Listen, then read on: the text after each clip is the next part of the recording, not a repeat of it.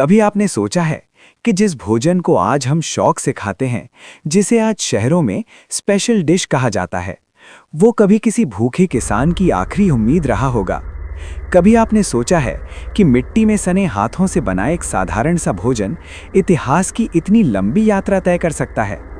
अगर नहीं, तो आज मैं आपको सिर्फ एक व्यंजन की कहानी नहीं सुनाने वाला। आज मैं आपको मिट्टी की खुशबू, मेहनत की तपिश और संघर्ष की आग में पकी एक परंपरा की कहानी सुनाने वाला हूँ। ये कहानी है लिट्टी चोखा की। वो लिट्टी चोखा जो किसी महल की रसोई में पैदा नहीं हुआ, जो कभी चांदी की थाली में नहीं परोसा गया, बल्कि जिसने जन्म लिया गांव की झोपड़ी में, खेत की मेड़ पर और जलती हुई उपलों की आग में। ये कहानी शुरू होती है उस समय से जब जीवन बहुत सरल था, पर संघर्ष बहुत कठिन।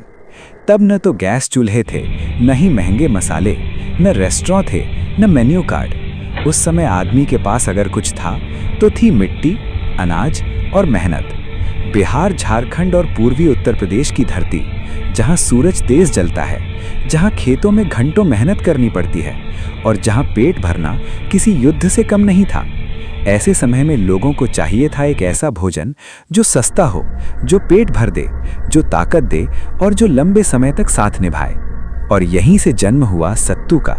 सत्तू, भुने हुए चने का आटा, गरीबों का बादाम, वो शक्ति जो बिना शोर किए शरीर में जान भर देती है। सत्तू पानी में घुल जाए तो भी भोजन, सत्तू आटे में भर जाए तो लिट्टी। धीरे धीरे लोगों ने गेहूं के आटे की छोटी छोटी गोलियां बनाई, उनके भीतर सत्तू भरा, उसमें सरसों का तेल, लहसुन, हरी मिर्च और नमक मिलाया। न कोई नाप, न कोई माप, जो हाथों को ठीक लगा वही सही। और फिर उन गोलियों को आग में डाल दिया गया। न अवन, न तवा, न कढ़ाई, सिर्फ आग और धैर्य। आग में पकती लिट्टी जैसे इंसान की तरह ही संघर्ष सहती थी। बाहर से कड़ी, अंदर से नरम, जैसे गांव का आदमी, बाहर से मजबूत, अंदर से भावुक। और जब लिट्टी तैयार होती तो उसके साथ आता चोखा। बैंगन को आग में डाल दिया जाता, आलू को भूना जाता, टमाटर को जलाया जाता, फिर सबको एक साथ मिट्टी के बर्तन में मसल दिया जाता। न चम्मच, न कांटा, सिर्फ हाथ। हाथ जो मेहनत करता है वही हाथ भोजन बनाता है। और जब लिट्टी चोखा तैयार होता तो वो सिर्फ खाना नहीं होता, वो राहत होती, वो संतोष होता, वो दिन भर की थकान का इलाज होता। किसान खेत की मेड़ पर बैठकर इसे खाता, मजदूर छांव में बैठकर इसे खाता, और खाते हुए उसे किसी होटल की याद नहीं आती, उसे अपने घर की याद आती।